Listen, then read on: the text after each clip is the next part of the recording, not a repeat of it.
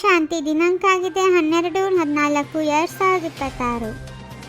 ತಂದೆಗೆ ಮತ್ತು ಸರ್ವರಿಗೆ ಪ್ರಿಯರಾಗಲು ಸಂತುಷ್ಟ ಮನೆಯಾಗಿ ಪ್ರತಿಯೊಂದು ಪರಿಸ್ಥಿತಿಯ ಪ್ರಭಾವದಿಂದ ಮುಕ್ತರಾಗಿ. ಸಂತುಷ್ಟ ಮಣಿಗಳು ಎಲ್ಲ ಕಡೆ ತಮ್ಮ ಮನೆಯ ಹೊಳಪನ್ನು ಹರಡಿಸುತ್ತಿರುತ್ತಾರೆ.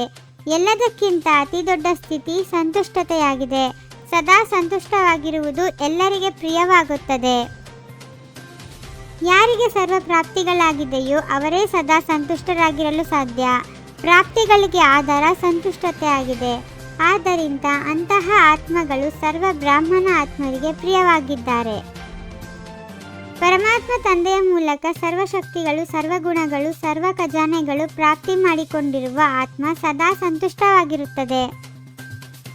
ಪರಿಸ್ಥಿತಿ ಸಂತುಷ್ಟ ಆತ್ಮನ ಮೇಲೆ ಪ್ರಭಾವ ಹಾಕಲು ಸಾಧ್ಯವಿಲ್ಲ. ಏಕೆಂದರೆ ಎಲ್ಲಿ ಸಂತುಷ್ಟತೆ ಇದೆಯೋ ಅಲ್ಲಿ ಸರ್ವಶಕ್ತಿಗಳು, ಸರ್ವಗುಣಗಳು ಸ್ವತಃವಾಗಿಯೇ ಬರುತ್ತದೆ. ಸಂತುಷ್ಟ ಆತ್ಮ ಸದಾ ಸರ್ವರಿಗೆ, ತಂದೆಗೆ ಸಮೀಪ ಮತ್ತು ಸಮಾನ ಸ್ಥಿತಿಯಲ್ಲಿ ಇರುತ್ತಾರೆ. ಆದರೆ ಈ ಸ್ಥಿತಿಯಲ್ಲಿ ಇರಲು ಬಹಳ ಸಾಕ್ಷಿ ಸ್ಥಿತಿ ಬೇಕಾಗಿದೆ, ತ್ರಿಕಾಲದರ್ಶಿ ಸ್ಥಿತಿ ಬೇಕಾಗಿದೆ. ತಂದೆಯಿಂದ ಸದಾ ಕಾಲಕ್ಕಾಗಿ ಆಸ್ತಿಯನ್ನು ಪಡೆಯಬೇಕೆಂದರೆ ಪ್ರತಿಯೊಂದು ಪ್ರಾಪ್ತಿ ಸದಾ ಪ್ರಾಪ್ತಿಯಾಗಬೇಕು. ಏಕೆಂದರೆ ತಂದೆಯ ಹೃದಯದ ಆಸೆಗಳನ್ನು ಪೂರ್ಣ ಮಾಡುವವರು ಆಸೆಗಳ ದೀಪಕರಾಗಿದ್ದೀರಿ. ಬಾಪ್ದಾದ ಪ್ರತಿಯೊಬ್ಬ ಮಗುವಿಗೆ ಸದಾ ಯೋಗಿ ಭವ, ಪವಿತ್ರ ಭವ ಎಂಬ ವರದಾನವನ್ನು ಕೊಡುತ್ತಾರೆ. ಈ ವರದಾನದ ಮೂಲಕ ಯಾವುದೆಲ್ಲ ಪ್ರಾಪ್ತಿಗಳು ಆಗುತ್ತದೆಯೋ ಅದು ಸದಾ ಕಾಲಕ್ಕಾಗಿ ಆಗುತ್ತದೆ. ತಂದೆಯ ಪ್ರತಿಯೊಬ್ಬ ಮಗುವಿನಲ್ಲಿ ಬಲೆ ಕೊನೆಯ ಮಗು ಆಗಿರಬಹುದು, ಆದರೆ ತಂದೆಗೆ ಪ್ರತಿಯೊಬ್ಬ ಮಗುವಿನ ಮೇಲೆ ಹೃದಯದ ಪ್ರೀತಿ ಇದೆ. ಏಕೆಂದರೆ ಹೃದಯದಿಂದ ನನ್ನ ಬಾಬಾ ಎಂದು ಹೇಳುತ್ತಾರೆ.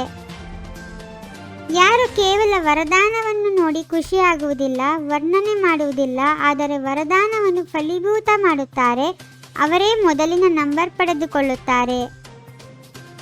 ಈಗ ಸಾಧಾರಣ ಪುರುಷಾರ್ಥದ ಸಮಯ ಕಳೆದು ಹೋಗಿದೆ. ಆದ್ದರಿಂದ ಬಾಗ್ದಾದ ಪ್ರತಿಯೊಂದು ಸೆಕೆಂಡ್, ಪ್ರತಿಯೊಂದು ಸಂಕಲ್ಪ ಚೆಕ್ ಮಾಡಿಕೊಳ್ಳಿ ಎಂದು ಸೂಚನೆ ಕೊಡುತ್ತಿದ್ದಾರೆ.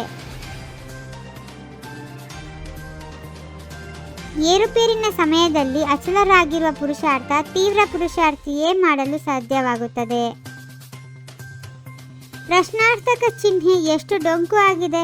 ಫುಲ್ ಸ್ಟಾಪ್ ಇಟ್ಟರೆ ಎಲ್ಲ ಸ್ಟಾಪ್ ಆಗಿ ಬಿಡಬೇಕು. ಅಲ್ಪವೆಲ್ಲ ವಿರಾಮದ ಚಿಹ್ನೆಯೂ ಇರಬಾರದು, ಆಶ್ಚರ್ಯದ ಚಿಹ್ನೆಯೂ ಸಹ ಇರಬಾರದು. ಸಂತುಷ್ಟ ಆತ್ಮನ ಸಂಕಲ್ಪದಲ್ಲೂ ಸಹ ಏಕೆ ಏನು ಎಂಬ ಭಾಷೆ ಸ್ವಪ್ನದಲ್ಲೂ ಬರುವುದಿಲ್ಲ. ಏಕೆಂದರೆ ಆ ಆತ್ಮನಿಗೆ 3 ವಿಶೇಷ ಮಾತುಗಳು, 3 ಬಿಂದುಗಳು, ಆತ್ಮ, ಪರಮಾತ್ಮ ಮತ್ತು ಡ್ರಾಮಾ. ಸಹನಾ ಶಕ್ತಿ ಬೇಕಾದರೆ, ಎದುರಿಸುವ ಶಕ್ತಿ ಬಂದರೆ ಶಕ್ತಿಯೇ ಆಗಿದೆ. ಆದರೆ ಆ ಸಮಯದಲ್ಲಿ ಕೆಲಸಕ್ಕೆ ಬರುವುದಿಲ್ಲ.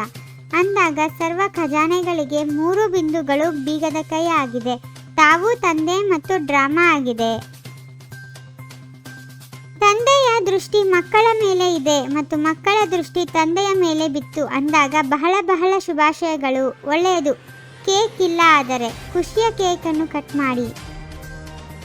ಯಾವುದಾದರೂ ನವೀನತೆಯನ್ನು ಮಾಡಿ ತೋರಿಸಿ. VIP ಎಲ್ಲ ಕಡೆಯಿಂದ ಬರುತ್ತಾರೆ, ಆದರೆ ತಾವು ಈ ರೀತಿ ಕರೆದುಕೊಂಡು ಬನ್ನಿ. ಯಾರಿಂದ ಎಲ್ಲರೂ ಕೇಳಿ ಜಾಗೃತರಾಗಲಿ.